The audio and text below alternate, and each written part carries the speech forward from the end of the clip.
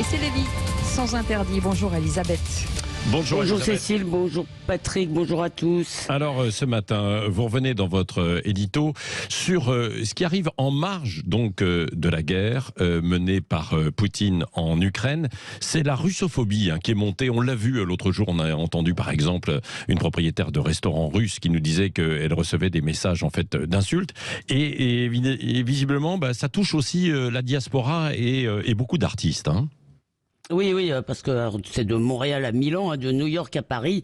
C'est, pour reprendre l'expression du président de la Chambre de commerce franco-russe, un concours l'épine de la russophobie la plus idiote. Tout ce qui est russe devient suspect, y compris des écrivains morts. En effet, la palme de la sottise revient à l'université milanaise qui a déconseillé l'étude de Dostoïevski. Alors ça a suscité en Italie beaucoup de protestations de toute la classe politique, des intellectuels. L'université est revenue sur cette décision, mais elle a demandé au professeur d'ajouter des écrivains ukrainiens à son cours, comme si l'enseignement devait participer à la guerre patriotique. Alors bon, on a parlé des athlètes handisport, des chats qui ont été exclus d'un concours international de félins, et il y a aussi beaucoup de Russes qui sont exclus des manifestations culturelles et sportives, comme la soprano star Anna Netrebko à New York, le Bolchoï à Londres, Valéry Gergiev, le chef d'orchestre à Paris, parce qu'il est proche de Poutine, bon d'accord, peut-être, mais je sais pas, il a tué personne, il n'a pas déclenché la guerre, il est chef d'orchestre. Le Festival de Cannes, pour sa part, a annoncé qu'il ne boycotterait pas les films russes, mais seulement les délégations officielles russes. Bon, or, ce qui est par ailleurs complètement stupide, pour ne pas dire crétin, ce sont, vous l'avez évoqué, les agressions de bâtiments ou de magasins russes, ou bêtement d'ailleurs présumées telles, comme le fameux la maison de la Poutine, vous savez, ce plat canadien. Alors même quand les propriétaires de ces magasins proclament leur haine de Vladimir Poutine. Alors heureusement que nous ne sommes pas en guerre contre la Russie et encore moins contre les Russes, parce que je me demande ce que ce serait si on finirait par brûler ces restaurants. Oui. Alors des agressions individuelles donc injustifiables, dites-vous, mais c'est vrai, mais les institutions culturelles sportives veulent lutter contre le régime de Poutine.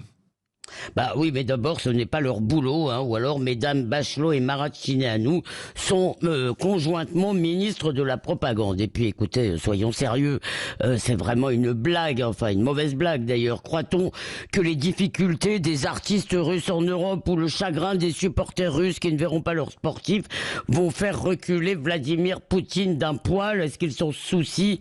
Andrei Makin, vous savez, cet écrivain académicien français, qui a lui-même été assez bêtement taxé de pro-Poutine, disait dans le Figaro ce week-end, cracher sur la Russie n'aidera pas un seul Ukrainien. Mais la cancel culture dans ce dossier, c'est une façon de montrer qu'on est dans le bon camp. D'ailleurs, Thierry Frémaux, le délégué du Festival de Cannes, le dit, les films russes que nous montrons sont anti-Poutine. Peut-être croit-il édifier les masses, mais sauf que les Russes ne verront pas ces films, et ici, il n'y a personne à convaincre. Nous sommes tous convaincus que c'est une sale guerre dont Vladimir Poutine est responsable. Bref, tout ça est un festival de postures avantageuses, comme le dit encore Andrei Makin. C'est un certificat de civisme pour intellectuels en mal de publicité. C'est ridicule et surtout c'est très injuste. Alors, vous vous rappelez, après chaque attentat islamiste, les mêmes belles âmes qu'on entend aujourd'hui nous expliquent que ça n'a rien à voir avec l'islam.